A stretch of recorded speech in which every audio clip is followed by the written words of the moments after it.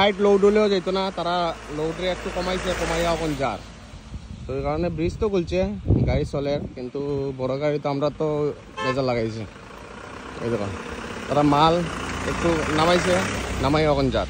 কখন কেমনে যায় এদিকে ওই লাগিয়া লাগিয়া যায় ওই রোডের লগে জায়গাটা, তারা একটু মালটা হাইট নামাইছে ওই গিয়ে এখন পাস।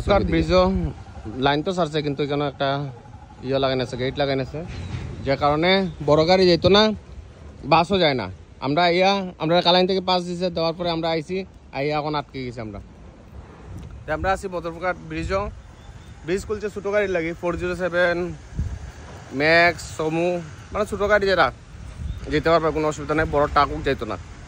তো কারণে ব্রিজ তো খোলা, কিন্তু আমরা ফাঁসি গেছি। কেটে হয়েছে ড্রাইভার সাহেব, ঘটনা কেটে হয়েছে? এই ছোটো গাড়ি যার 4 ঘন্টা, আরো 4 ঘন্টা এখন ঘুরিয়ে যাইতে লাগবে। বন্ধু ভালো আছেন তুমি? Good morning, good morning. বেজালো পড়ে গেছি এখন, আর আমরা এদিকেও যাই না, এদিকেও যাই না।